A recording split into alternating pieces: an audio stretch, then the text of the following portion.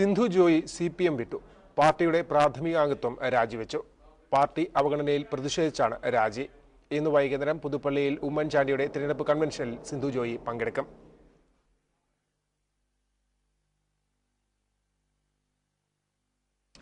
നിരന്തരമായി പാർട്ടി അവഗണിക്കുന്നതിൽ പ്രതിഷേധിച്ചാണ് CPMൽ നിന്ന് രാജിവെച്ചതെന്ന് സിന്ധു ജോയി മനോരമ ന്യൂസിനോട് പറഞ്ഞു.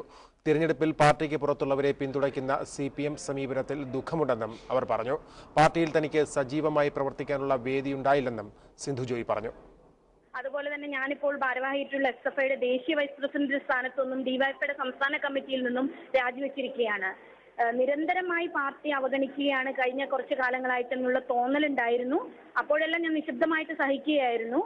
പക്ഷേ ഇപ്പോൾ തിരുവനന്തപുരത്ത് പാർട്ടിക്ക് പുറത്തു നിന്നുള്ള ഒരാൾ പെട്ടെന്ന് ഒരു സ്ത്രീ കടന്നു വരുമ്പോൾ നിലവിൽ പാർട്ടിയിലുള്ള സ്ത്രീകളെല്ലാം കവച്ചു വെച്ചുകൊണ്ട് ജയാഡാലിക്ക് ഉൾപ്പെടെ പിന്തുണ നൽകുന്ന സാഹചര്യത്തിൽ പാർട്ടിക്കകത്തുള്ള എനിക്ക് പേഴ്സണലായിട്ട് പോലും ഒരു സപ്പോർട്ട് കിട്ടാത്ത അവസ്ഥയാണുള്ളത്. അപ്പോൾ ഇതിൽ മനംനൊന്താണ് തീർച്ചയായിട്ടും എൻ്റെ ഇപ്പോൾ ഇമ്മീഡിയറ്റ് ആയിട്ടുള്ള ഒരു പ്രതികരണം ഉണ്ടായിരിക്കുന്നത്. ഏതെങ്കിലും ഒരു തെരഞ്ഞെടുപ്പിൽ സ്ഥാനാർത്ഥിയാക്കണമെന്ന് ഞാൻ ആവശ്യപ്പെട്ടിട്ടുമില്ല.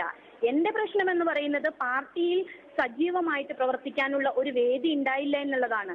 നിങ്ങൾക്കെല്ലാം അറിയാവുന്നതുപോലെ വളരെ ടഫായിട്ടുള്ള എറണാകുളം പാർലമെന്റ് തെരഞ്ഞെടുപ്പിൽ ഇത്രയേറെ നല്ല മത്സരം കാഴ്ചവെച്ച ഒരു വ്യക്തിക്ക് പിന്നീട് പാർട്ടി വേദികളിൽ പ്രത്യക്ഷപ്പെടാനുള്ള ഒരു പ്ലാറ്റ്ഫോം ഉണ്ടാവാതിരിക്കുക, നിരന്തരമായി അവഗണിക്കുന്ന ഒരു സാഹചര്യം ഉണ്ടാവുക, അത്തരത്തിൽ നമ്മളെ മാറ്റി നിർത്തുക, ജനങ്ങളുടെ മുമ്പിലേക്ക് കൊണ്ടുവരാതിരിക്കുക, അങ്ങനെ ജയിലറയിൽ കഴിയുന്നത് പോലെ എനിക്ക് കഴിയേണ്ടി വരുന്ന സാഹചര്യം ഉണ്ടായതുകൊണ്ടാണ് ഇത്തരത്തിൽ ഇമ്മീഡിയറ്റ് ആയിട്ട് ഞാൻ ഒരു തീരുമാനത്തിലെത്തിയിട്ടുള്ളത്.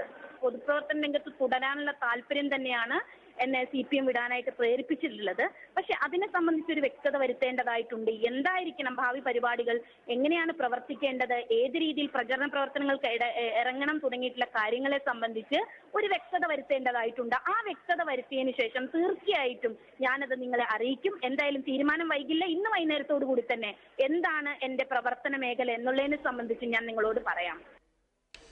2006 തിരഞ്ഞെടുപ്പിൽ ഇടതുമുന്നണിയുടെ പ്രചാരണായുധങ്ങളിലൊന്ന് സ്വാശ്രയ സമരവും അതിൽ ഗ്രനേഡ് വീണ് കാലുപൊട്ടിയ സിന്ധു ജോയിയുമായിരുന്നു.